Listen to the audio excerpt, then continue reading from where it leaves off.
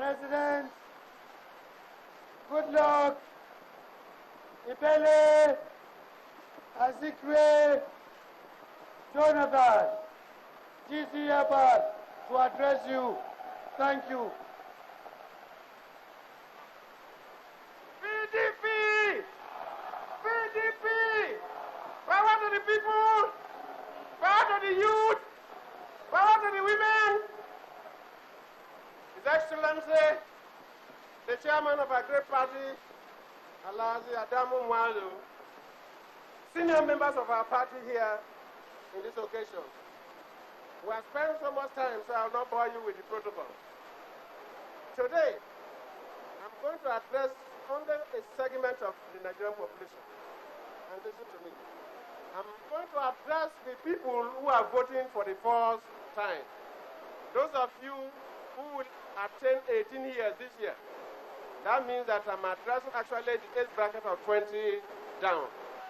I don't want to address old people like me because we are spent already.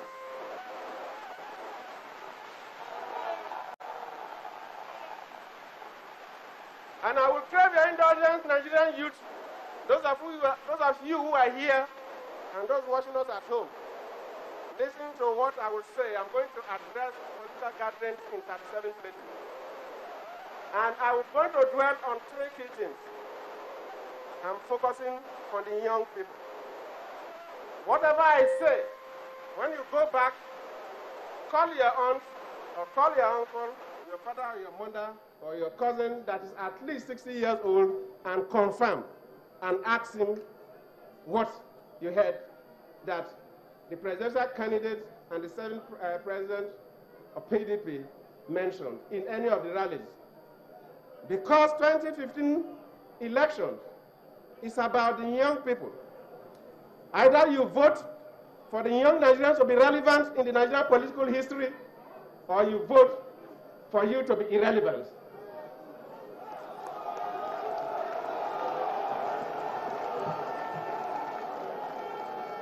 And I will repeat it. Those of you who are voting for the first time, your decision to vote should be you vote for a Nigerian youth to be important, to be relevant in this country, or for a Nigerian youth to be treated as a nonsense person. And I believe all of you want to be relevant.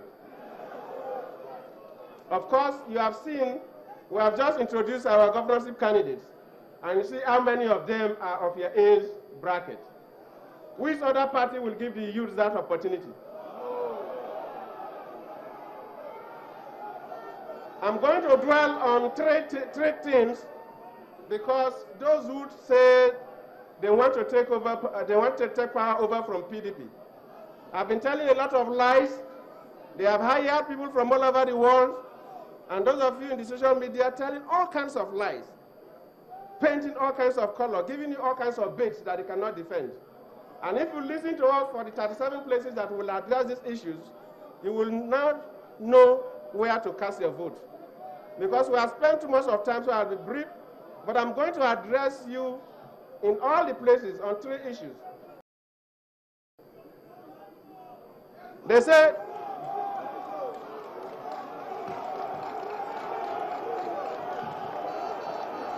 PDP, they say the government is weak. They say we are unfocused. Say we have no plan. So I'll give you some instances. They say they are weak because we know there are some people who took some of our fathers and our mothers and our uncles where they were brought, put them in crates, drugged them, put them in crates, and flew them to Nigeria, and they were intercepted mid-air by superior powers. That blocked Nigeria from even going to Britain at the time. The relationship between Nigeria and Britain, the whole world isolated Nigeria. They said that is the way to fight corruption.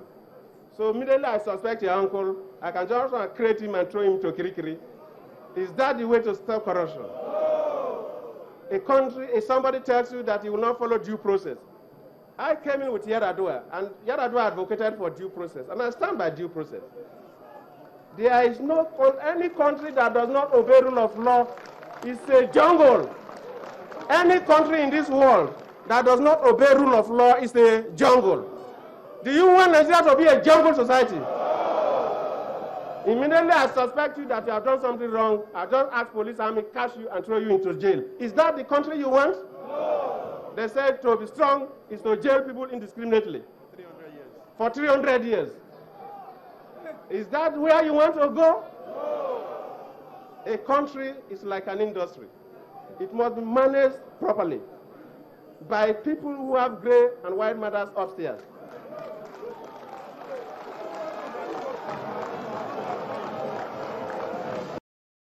Some group of people have said you have to vote for your liberation or you have to vote for your imprisonment.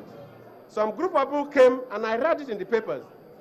When they see people in government, maybe governors, ministers, commissioners, and so on, who are holding offices, they say we will draw a line. We are not probing the past, because they want to deceive them to support them. So they say they will draw a line. They will start fighting corruption after they cross the bridge. And only 2 days ago, somebody stood in Port Harcourt and said he was going to cast people in the street and throw them to Kirikiri. The same mount, say something from the right, from the left, and from the right. Contradicting statements. Can you trust those people? No. Are they not deceiving you? Yes.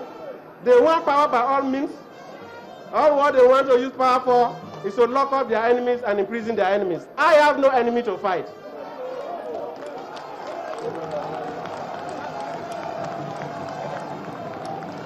I have no enemy to fight. My interest is your interest. My interest is Nigerian interest. My interest is for future generation, for young Nigerians to develop, not to fight enemies. We must stop corruption. I will not stop corruption by casting people and put them in trailers and going to dump them or killing them. You can't stop corruption that way. Somebody wakes up and he thinks that he can jail all his enemies, and he says that's why he wants power. The first is the issue of insecurity and whether the government is actually working hard. I'm also going to address issues of corruption and whether this administration is fighting corruption or encouraging corruption. I'm going to address the issue of weak government, unfocused government, or a government that has no plan. And you yourself, you listen and compare with everything that has been done before in other countries, and you take a decision.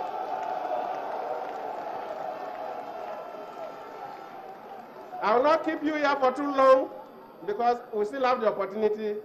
I'm going to raise just very few issues today, and I'll continue. Tomorrow we are going to Enugu, then on and on and on. First, let me tell you about the voters' card. Because as we came in here, we saw some placards, some of you complaining that we are here to get your permanent voters' card. Only yesterday I directed INEC that every Nigerian, I'm not saying 99.9% of Nigerians, every Nigerian must vote. And INEC must make sure, and government will not allow a situation where some Nigerians will not vote. We will not allow it. All Nigerians must vote, and I mean it. And let me...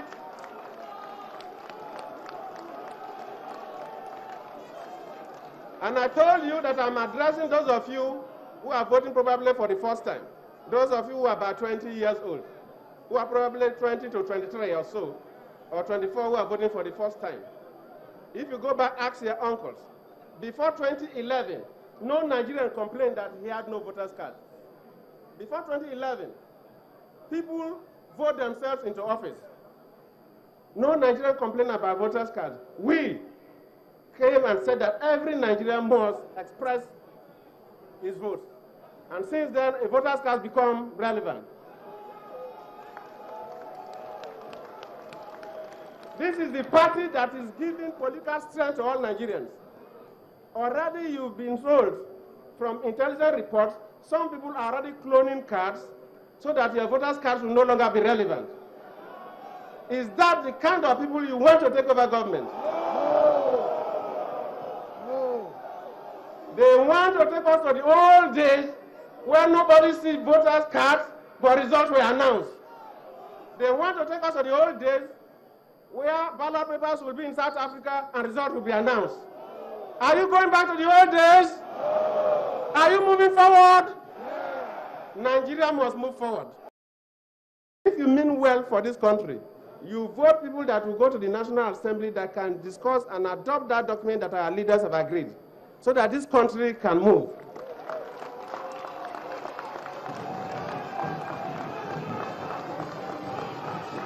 And I stand today in the city of Lagos, in the Southwest, on behalf of the leader of our party, Alhaji Muazu, the Vice President, the Senate President, and all the leaders of our party promise that if you vote PDP en masse to the National Assembly and to the presidency, that we will adopt that document so that this country will move forward. That document is to liberate you. That document is to liberate you.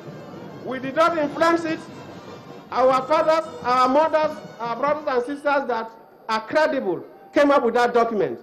Ask them, we did not influence it. I never asked them to dot any I or to cut any T, because I have no personal interest. My interest is Nigerian interest. And either we vote, the votes that come in, the elections that come in, either Nigerians will vote to be prisoners, as we were. And I tell you, maybe some of you don't know, when 1983, I don't know for the young people, some of you who are writing all kinds of things in the social media. In 1983, what they call discipline. 1984. What they call discipline, as a postgraduate student, instead of reading my book the whole night, I'll go and queue up to buy 2 tins of milk. To buy 2 tins of milk, I queue up the whole night. And they say that's discipline. So we should make you queue up the whole night as students to buy 2 tins of milk? Is that the discipline you want? You must vote for your liberation. You must vote for your development. You must vote to take Nigeria to the moon. You cannot vote to take Nigeria backward. Leave us who are half dead to bury our dead.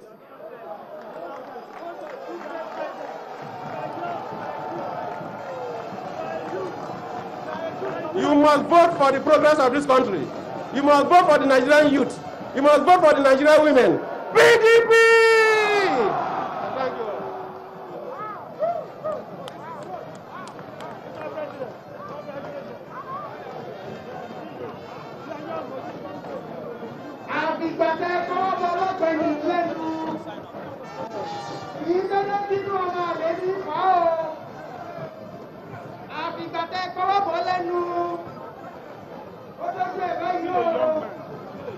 You have a choice now, and the choice is very clear.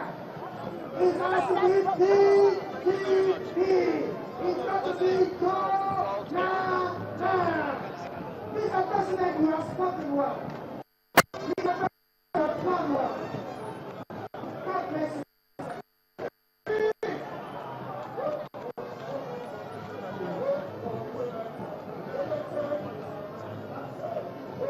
Well, the president has spoken, and that is the moment we have all been waiting for. The president did address the issues raised by his critics and members of the opposition concerning national security and every other thing. Well, the national anthem, this is where we'll be bringing this event to the close. Remember, it is the PDP 2015 presidential campaign flag-off here at the Tafawa Balewa Square in Lagos, Southwest Nigeria. From PS, on behalf of my co-presenter, Sean Kimbaloye, this is Charles Erka. We give way to the national anthem and we return to Lagos, the studios. Nigeria is for the youth. Nigeria is not for old people like us. The youth must redefine this country. The young generation must redefine this country. We must take this country to where we want to go. Nobody can push us backward. The past is past. They have led us backward and backward. In fact, when we were small, we were told that at independence, Nigeria, Brazil, Malaysia, Indonesia, and even India, we were all at the same level. That is what we are told when I was in secondary school. That is what we are told when I was in the university. Now all those countries have left us behind. And some people want to take us backward.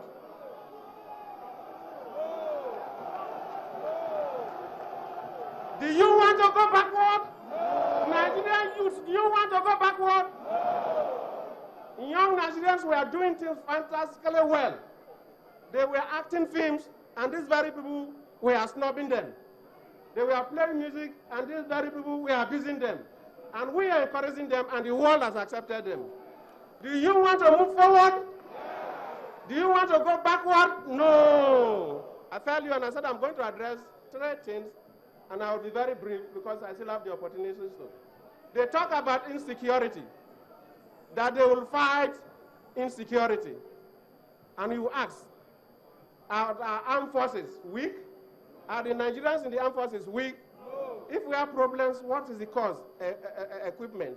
They don't have platforms. And somebody who wakes up and tells young people of 23 years old that he wants to fight insecurity, ask him, when he was the head of government, did he buy 1 rifle for a Nigerian soldier? These people did not buy anything for the Nigerian soldiers. They refuse to equip them. Everything dead, no attack helicopters, no nothing. Ask them what they did with the defense budget. Ask them what they did with their defense budget, that the whole time they were in office, they couldn't equip. No country equipped armed forces overnight, because what they use are quite expensive. Armed forces are built over the years. No one person. Because even if you spend $10 billion today, you cannot equip the Air Force, equip the Navy, equip the Army. The capacity is built over a period of time. They refuse to build the capacity. They instigated crisis, and now they are telling us they will come to fight. Ask them, and they will answer.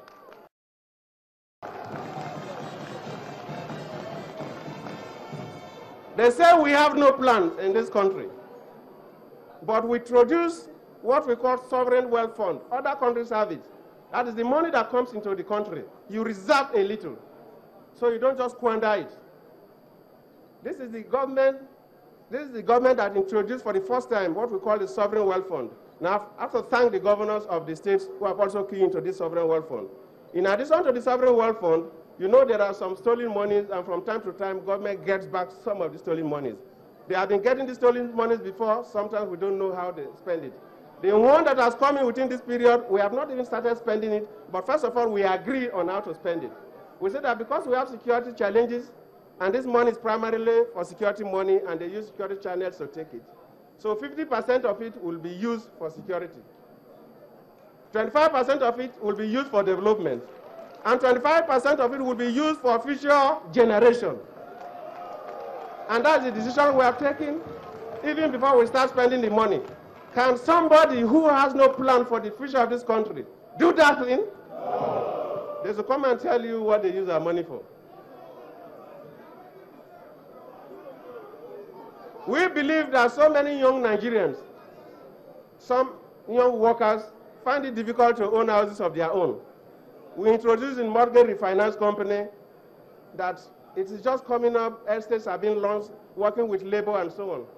And as we pursue that program in the next 5 or more years, most Nigerians workers, either working in the private sector or in government, can own their houses just like people. You don't need to get so much to have a house in London. So why in Nigeria you can't have a house? They had no plans for you. They are coming to tell you false stories. Did they have plans for you? Now we say it must change. That you don't need to own so much money to get a house. And we are working on it, and it's coming up. Do you want to go back to the old days? We have plans for employment generation. We know one of the greatest problems for most governments, including Nigeria, is to get jobs for us. And we are not sleeping. So far, we have been creating a number of jobs, but we have not reached there yet. I have set up 2 bodies, headed by the vice president, made up of people in government and people in the private sector. It's not just government deceiving. We have people in government and people in the private sector. And this job creation board, we call that Presidential Job Creation Board, and Micro, Small, and Medium Scale Enterprises Council is working very hard to make sure that every year at least 2 million jobs are created. Can somebody who has no plan do that? Huh?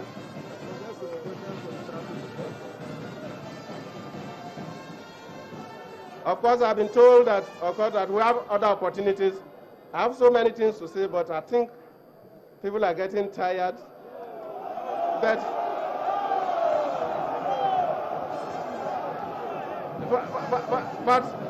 we have the opportunity to talk and talk and talk and talk and talk.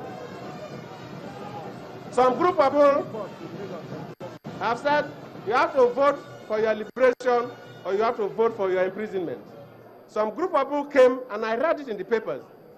When they see people in government, maybe governors, ministers, commissioners, and so on, who are holding offices, they say we will draw a line. We are not probing the past, because they want to deceive them to support them. So they say they will draw a line. They will start fighting corruption after they cross the bridge. And only 2 days ago, somebody stood in Port Harcourt and said he was going to cast people in the street and throw them to Kirikiri. The same mount says something from the right, from the left, and from the right, contradicting statements. Can you trust those people? No. Are they not deceiving you? Yes. They want power by all means. All what they want to use power for is to lock up their enemies and imprison their enemies. I have no enemy to fight.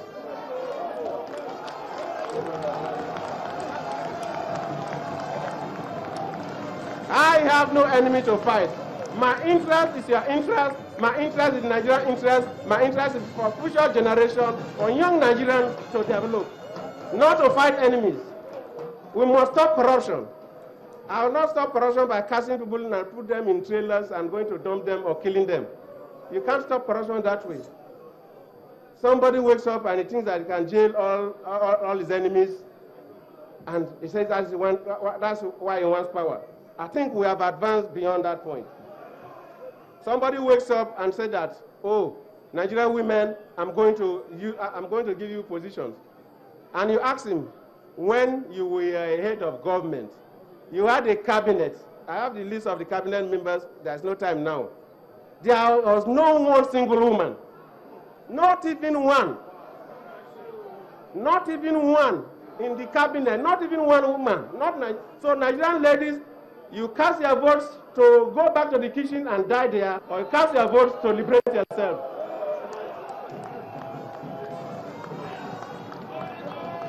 The Nigerian women must decide where to put their votes. You vote to go back to the kitchen and die in the kitchen, or you vote to liberate yourself. We are ready to liberate all Nigerian women.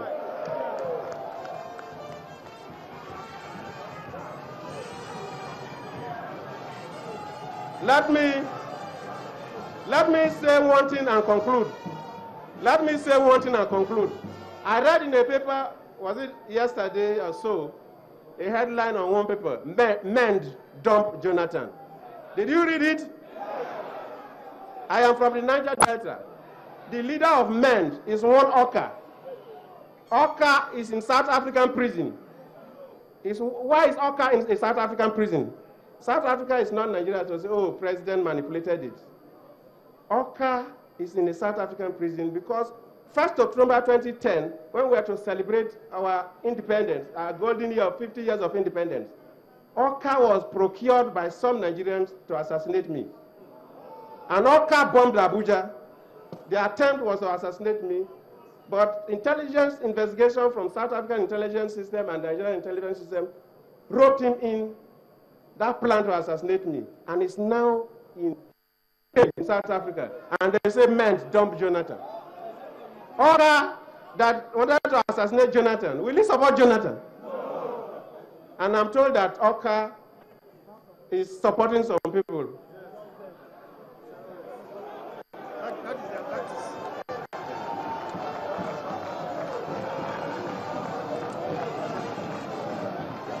I'm told that Oka in a South African prison for killing Nigerians is endorsing some people. Is that the country you want to live in? No. Count me out. Let me conclude again by thanking all Nigerians, and especially for Lagosians. Let me sincerely, on behalf of my party, apologize to you because we're having this rally today, so the whole Lagos is stable. We beg you, we have to do it, and we know you love us, we support us, we promise to make sure that we lead this country. This is the very first government that has supported the industrial sector very well. Ask your brothers and sisters in the private sector. If they are sincere, they will say that we have come up with policies that has encouraged commerce and industry. And that's the only way to create jobs. Government alone cannot employ people. The private sector must bloom to create jobs for people. They should bear with us because the PDP government will continue to encourage the private sector so that we create jobs for Nigerians. And finally, let me tell all of you, especially those people who want to go to the National Assembly, all those who are contesting for National Assembly positions. We've just had a national conference. That document, because of the controversies we have in this present assembly, you know how chaotic the present National Assembly is. We know that if we bring that good document to them, out of these unnecessary issues, they will dump it. So we want to present it to the next assembly. So those people you are sending,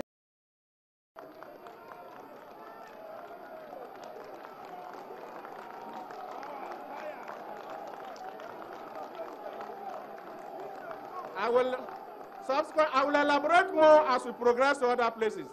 The next is to say that the government is corrupt. We are not fighting corruption. But only yesterday, I addressed the corruption agencies. I said, look, people are deceiving young Nigerians. That you must tell Nigerians what you are doing. We have arrested more people within this period. We have done more convictions within this period, but every day they tell us lie. But at this point, let me apologize to some Nigerian federal civil servants who did not receive their salaries in December early enough. And I'll tell you what happened. I apologize to those families that suffered, because we believe, and I believe, that for you to fight corruption, you must take measures, establish and strengthen institutions. You don't just wake up and enter the street and arrest one person and lock up and show on television and say you're fighting corruption. If they have succeeded in fighting corruption, corruption wouldn't have been with us today. If they have set up structures, and especially the days of modern science and technology using ICT to manage resources, we wouldn't have been talking about corruption today. What happened in December? Because of what we call IPs, it's a software for processing salary packages. Because sometimes people steal through salaries. And some federal government agencies, including some ministries, try to divert funds to pay some kind of allowances. And the system is scientific, it's not human being. And as long as money meant for the salary, you attempt to divert it for anything, it shuts you down. And those departments of government were shut down. This is the only way you can prevent corruption.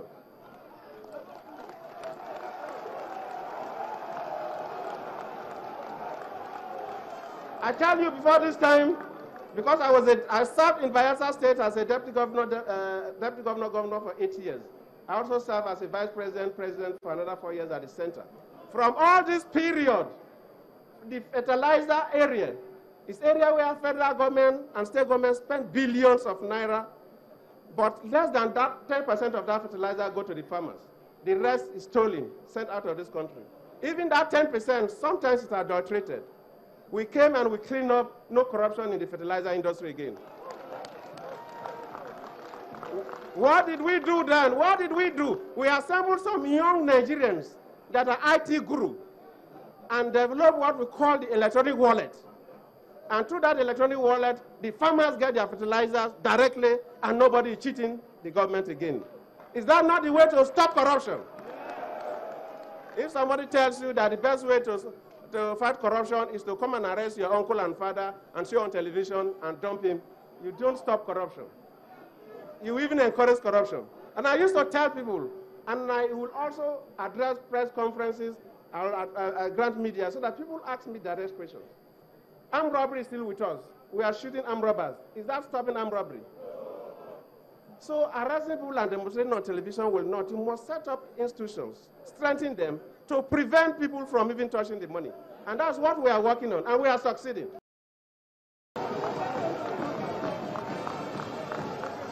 And let me just give you some highlights. They say we are not focused, we are not planning, but our economy now becomes the biggest in Africa. It was not the biggest in Africa. Without plan, can your economy become the biggest in Africa? No. They say we are not planning. We are not focused. Now we are cleaning up the fertilizer corruption there. The farm inputs are getting to farmers, and our import bills, the money we use in buying food from outside to bring to Nigeria is going down. Can you get there without planning? No. Of course, I've mentioned about fuel. You are no longer keen up leaving your car in filling stations for days to buy fuel. Can you do that without planning? No.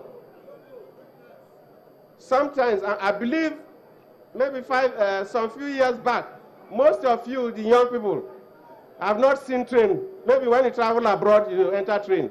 You never boarded train. Now our trains are moving. Can you do that without planning? No.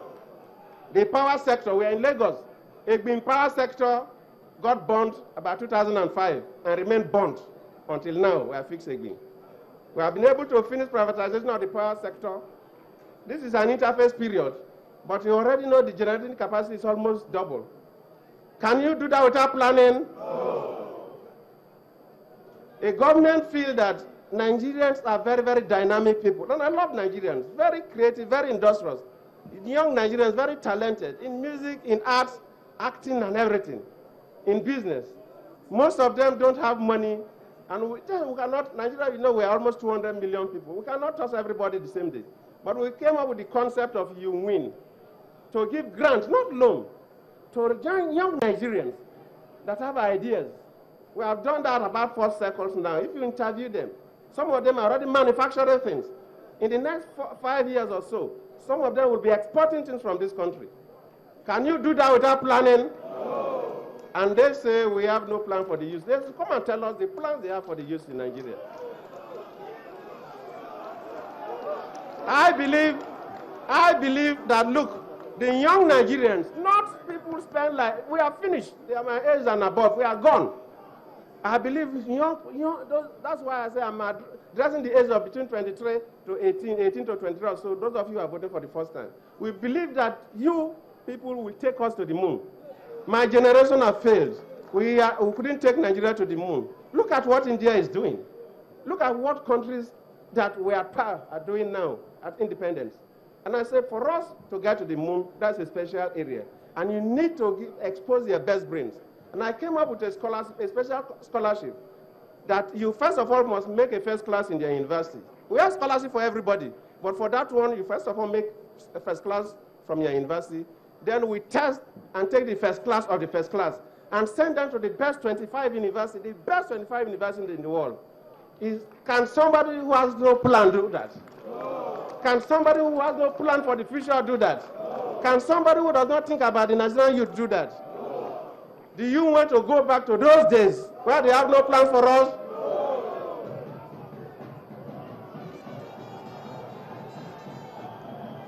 PDP! PDP! When I came on board as a president, I noticed that though in the country, on paper, there is this program that every state must get a federal government-owned university. But out of the 36 states we have, 12 had no federal universities, 12. But there's a policy of government, and people were deceiving Nigerians that they were doing something. I said we must establish the 12 universities in the remaining 12 states, start as small universities and grow up. And we have done that successfully, and the universities are growing up gradually. We did not stop there. We look at the school dropouts in some parts of the country, and they were quite high. And we come up with the Al-Majari program, educational program. And I have to thank the governors from most of those states that we have those set of students. We have this program, Al-Majari, for areas where we have the Al-Majari students, and we have the program for out-of-school children, for areas that, because of trading and businesses, some young people couldn't go to school, to get special schools. And now the governors have keyed in, and the program is going on. Can somebody who have no plan, who don't have no plan for the young people, who have no plan for the country, think about that program? No. You will ask some of those people who are deceiving you now. They have hired some people from outside this country to go and to the social media, tell all kinds of lies, offering bids and promising you. Ask them, when they were in power, did they build nursery school for anybody? No. Ask them. Ask them. I say, go and ask them. If they did not use nursery school for anybody, what did they use our money for? They build prisons. They build prisons for you, I build universities for you. I'll build universities for you, I'll build secondary schools for you, I'll build primary schools for you.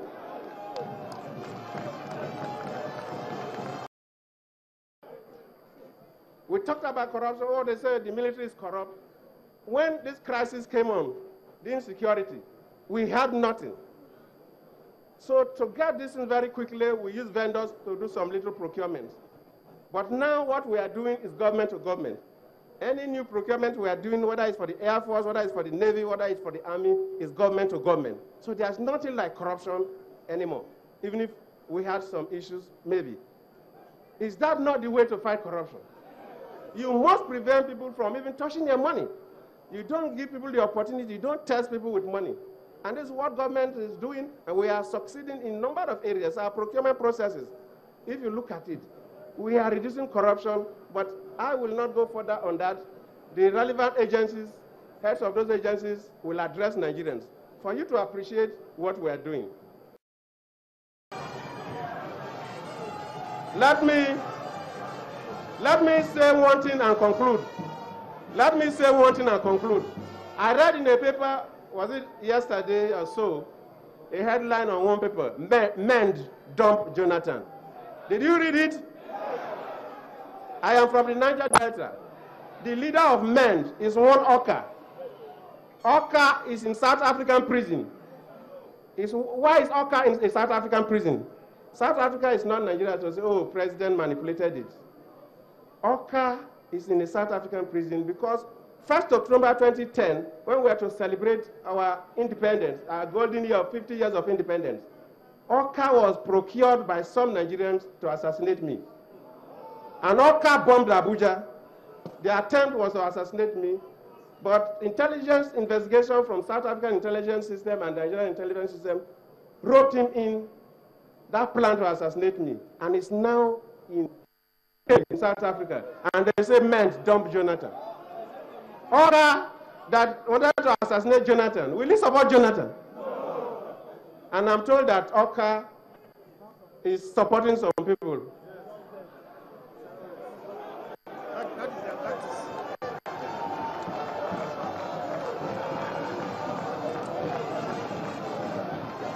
I'm told that Oka in a South African prison for killing Nigerians is endorsing some people. Is that the country you want to live in? Count me out.